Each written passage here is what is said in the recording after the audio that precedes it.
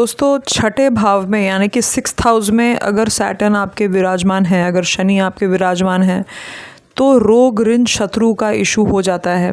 यानी कि आपके हेल्थ में इश्यूज आ सकती हैं। और अगर सैटर्न के साथ और भी मैलेफिक्स हैं, जैसे राहु बैठ गए, ठीक है, केतु बैठ गए, तो फिर तो आपका प्रॉब्लम थोड़ा और एस्केलेट यानी कि बढ़ सकता है। हेल्थ में इश्यूज आ सकती हैं। अगर आपको बच्चे होंगे, बच्चे आएंगे तो उनकी भी हेल्थ में प्रॉब्लम्स आ सकती है, डिसेबिलिटी हो सकती है। डिसेबिलिटी मतलब हैंडीकैप, ओके, ये नहीं कि हमेशा होगा, बट देखा गया है ऐसे। इसी के साथ साथ एनिमीज़ यानी कि आपके शत्रु आपके मन को परेशान कर सकते हैं। तो कई लोगों का देखा गया है कि जिनके 6th हाउस में सैटर्न है, उनके शत्रु अननेसेसरली हो जाते हैं, या आपके मन में आपको पता है कि हाँ भाई मेरे एनिमीज़ हैं, मेरे काफ़ी दुश्मन बन जाते हैं, या लोग बिना कोई मतलब आपके पीछे पड़ जाते हैं हाथ धो के, ठीक है। इसी के साथ साथ लोन का चक्कर हो सकता है फाइनेंस में। अच्छा, बहुत लोग का हम देखते हैं कि कोई गलती नहीं है, कुछ प्रॉब्लम नहीं उसने किया है, लेकिन फॉल्स एलिगेशन लग सकता है। मतलब अभी रिसेंटली मैंने पढ़ा था ना, एक आदमी, कुछ नहीं उनका गड़बड़, कुछ नहीं, कोई साल में बहुत पहले 100 रुपीज़ का उन्होंने उनके ऊपर चार्ज आया, फॉल्स चार्ज आया कि उन्होंने ब्राइब लिया था, रिश्वत ली थी 100 रुपये की। अब उसको प्रूफ करते करते, कोर्ट के चक्कर लगाते लगाते उनकी बीवी का हेल्थ जो है वो ख़राब हो गया और वो बेचारी गुजर गई, ठीक है। देखिए ना कैसा जस्टिस है कि जो लोग क्रिमिनल्स हैं लेकिन बहुत पैसे वाले हैं, उनको तो कोई कभी अंदर नहीं करता है।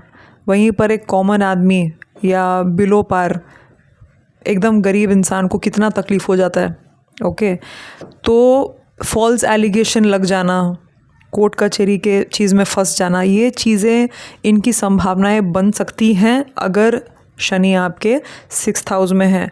अगेन हम रिपीट करके बता देते हैं कि ये सबके लिए, ऐसा नहीं है कि सबके लिए ही होगा, क्योंकि अगर अच्छे ग्रह जैसे गुरु हो गए हैं, ओके, तो अच्छे शुभ ग्रह का दृष्टि पड़ रहा है आपके 6th हाउस में, तब ये प्रॉब्लम जो है वो नहीं आएगी, okay, you will be saved, बचोगे। लेकिन अगर ऐसा कुछ नहीं है, अगर हम लकी नहीं हो रहे हैं, तो ये प्रॉब्लम्स आ सकती हैं, ठीक है। तो हेल्थ पे हमको ध्यान देना है। और अगर पता है कि ठीक है भाई मेरा हेल्थ ख़राब कंडीशन में आ सकता है और हो सकता है बार बार मुझे सर्दी खांसी बीमारियाँ, पेट की बीमारियाँ, मेरा मन ख़राब रहता है, रिश्तों में मेरे इशू आते हैं, शत्रु बनते जाते हैं, अगर मुझको ये सब पता है तो you have to be careful, okay.